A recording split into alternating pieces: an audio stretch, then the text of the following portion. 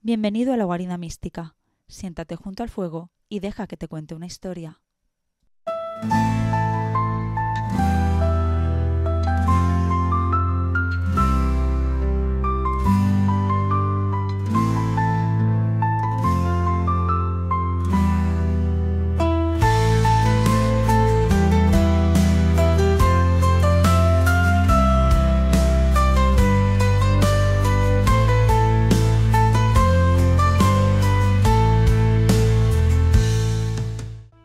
Porque a ti te gusta el terror y tu mejor amiga te frunce el ceño ante la idea de ponerle una peli de Viernes 13, que hace que el miedo nos resulte placentero o insoportable.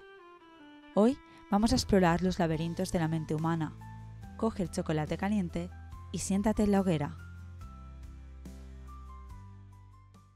¿Por qué algunas personas disfrutan viendo fantasmas, zombies, asesinos o brujas y otras no pueden ni oír la música del tráiler? Que hace que el miedo se convierta en placer para algunos y en ansiedad para otros. Hoy, en la guarida mística, nos sentamos en la hoguera para explorar los laberintos ocultos de la mente humana para entender por qué el terror nos seduce o nos repele. Desde la psicología hasta el folclore, pasando por vivencias personales y reflexiones culturales, vamos a sumergirnos en el extraño hechizo del género de terror. El miedo es una de las emociones más antiguas y poderosas del ser humano. Evolutivamente, ha sido una herramienta de supervivencia. Nos avisa de peligros, nos pone en alerta, está ahí para protegernos. Cuando algo nos amenaza, el cuerpo activa el sistema simpático. Las pupilas se dilatan, el corazón se acelera, se liberan la adrenalina y el cortisol. En fin, nos ponemos en marcha para sobrevivir. Pero, ¿qué pasa cuando sentimos miedo en un entorno seguro? Lo interesante es cómo reaccionamos a esa emoción cuando sabemos que no hay peligro real.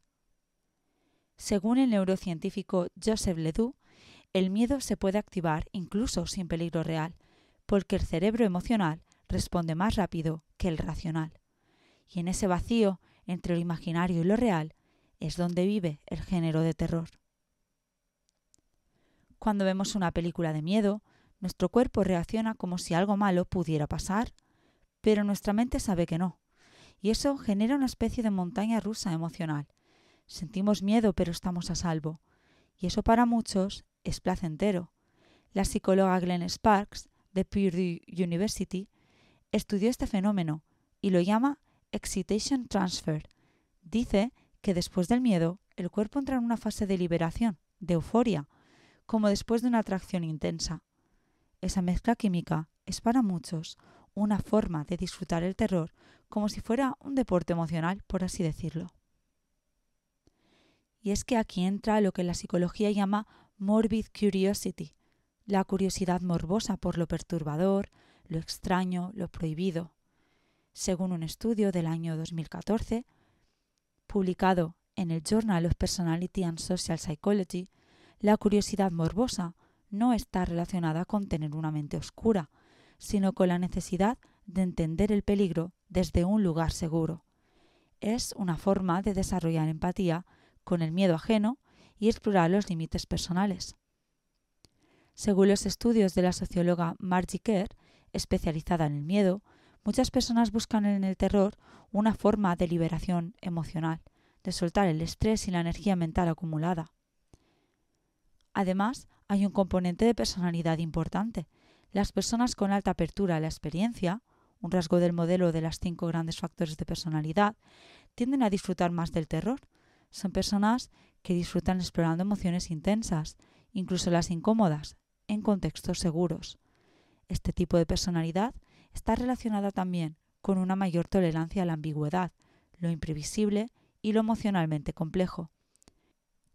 El horror ofrece una oportunidad única para explorar emociones profundas sin consecuencias reales. Estas personas, entre las que me incluyo, disfrutan de películas con estructuras no lineales, finales abiertos o tramas que les dejan pensando. Justo lo que muchas películas de terror nos ofrecen. Quienes amamos el terror tendemos a tener una relación más fluida con lo extraño, lo metafórico o incluso lo tabú. La mente abierta no busca evitar lo incómodo, sino entenderlo desde la distancia segura de una narración. Matthias Claesen, que es autor de Why Horror Seduces, ¿Por qué el horror seduce?, sugiere que el terror sirve como entrenamiento emocional, simula escenarios de peligro para que practiquemos cómo reaccionar ante ellos.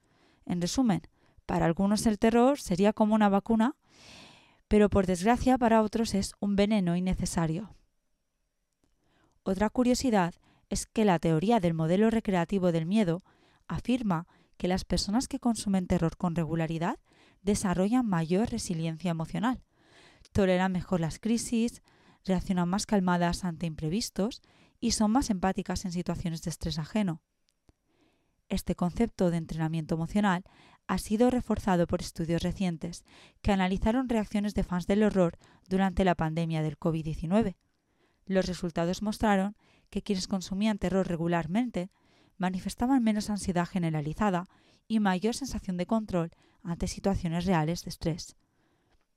No se trata de no sentir miedo, sino de haberlo sentido antes, simbólicamente, y haber salido de él ileso de ese sentimiento. El terror ofrece una especie de autodominio emocional controlado. Nos enfrentamos a monstruos, pero sabiendo que tenemos el poder del mando, del stop, de cerrar los ojos o pausar el vídeo, de salir corriendo de la habitación, como queráis. Y ahí reside una de sus claves psicológicas, la libertad emocional. El horror permite sentir, gritar, temblar, pero con la certeza de que todo está bajo control.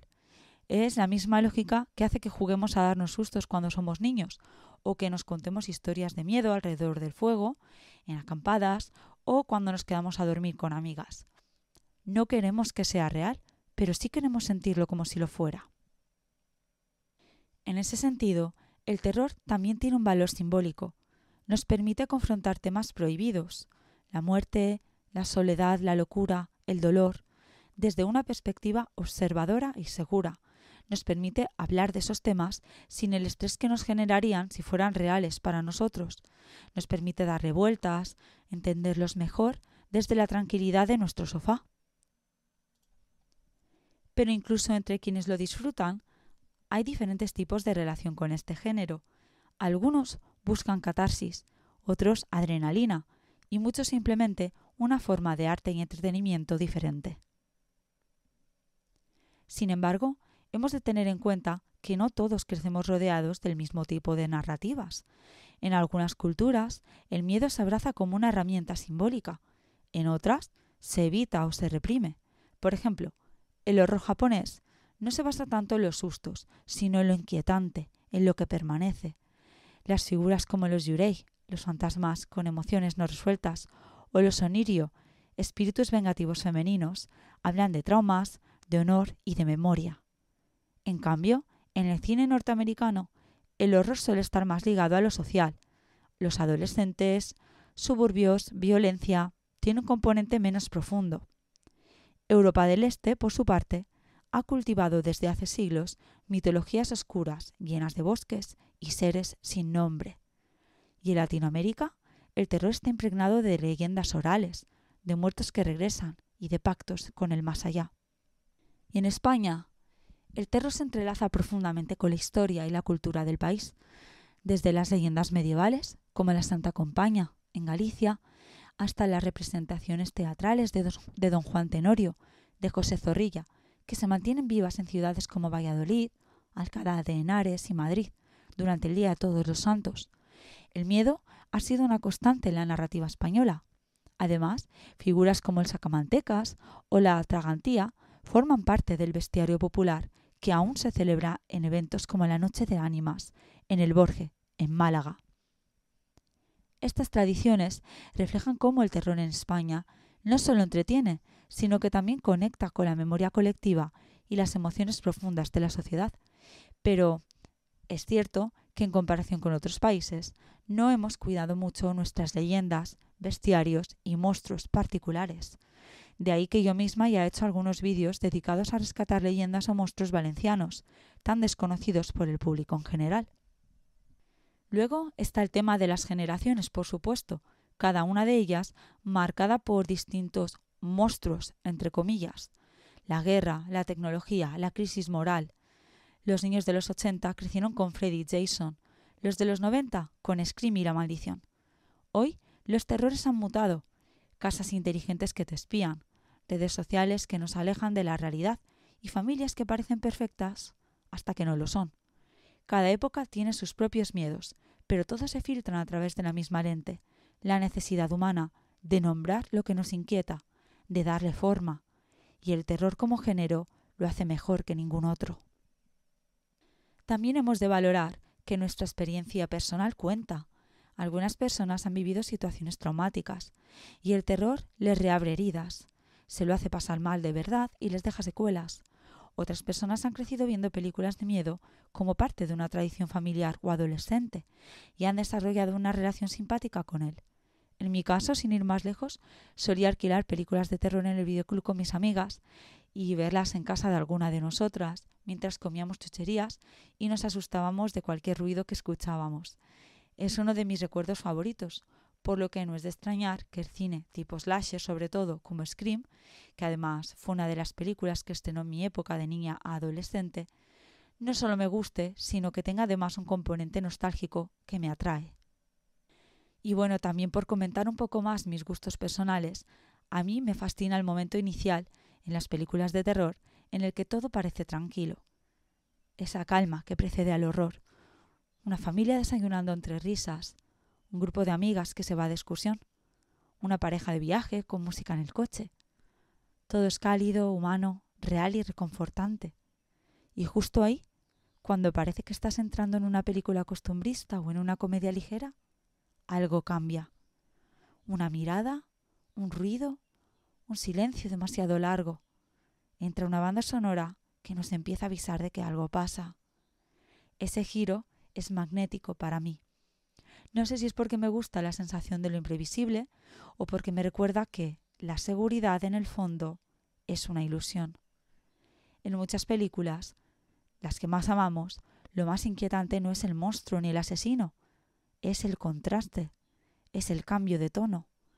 Además, en las películas de miedo, los guionistas pueden permitirse meter fantasía, cosas raras, y no explicarlas en absoluto, sin ser tomadas como una película de fantasía. Son tomadas más en serio precisamente porque causan desasosiego y terror en las personas, y no se ven como un cuento bonito, infantil y surrealista, sino que el tener ese factor negativo, por llamarlo así, les da también un sentido más real. Pero hay que tener en cuenta que no todos pueden ni quieren disfrutar del miedo. Algunas personas sienten un rechazo físico, les generan ansiedad, insomnio, hasta náuseas. Lo pasan tan mal que odian literalmente el género de terror de cualquier tipo. Otras personas han vivido experiencias reales que se activan con los sustos. Les hacen lo que se conoce como un trigger, que resulta incluso peligroso para su salud mental. Para una persona que ha pasado por una pérdida, una agresión o una situación límite, el horror puede ser una reactivación, no una distracción. El miedo puede ser demasiado real. La ficción ya no se percibiría como un juego. Pero para muchas simplemente no hay disfrute en sentir una emoción tan intensa. No le ven la gracia y ya está. Quienes adoramos el género de terror lo vemos difícil de entender, pero es tan simple como eso en muchas ocasiones, porque el terror como género no es inocente. Te pone frente a lo que no puedes controlar. Te grita cosas que no quieres oír. Y hay personas que no buscan eso en una historia. Hoy en día podríamos abrir incluso el melón de la cultura del bienestar, el bienestar emocional constante, donde se evita lo incómodo, lo perturbador. Se intenta pensar en positivo y no llegar a emociones extremas o negativas. Y el terror, para muchas personas, simboliza todo esto. A otras nos sirve de escape, de alivio, de diversión, justo lo contrario.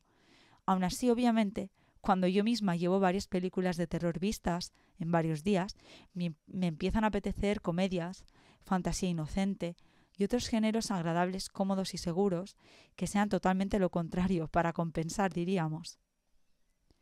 Para despedirnos, dejar una reflexión tal vez de que el terror no es solo gritos, sangre o sombras. Es una forma de arte que nos conecta con lo primitivo, lo simbólico y lo desconocido. A veces nos enfrenta con lo peor de nosotros, otras nos salva. Al final, a diferencia de la vida real, sabemos que podemos apagar la tele y seguir con nuestro día como si nada. ¿Y tú? ¿Te sumerges en el terror del bosque o prefieres quedarte a la luz de la hoguera?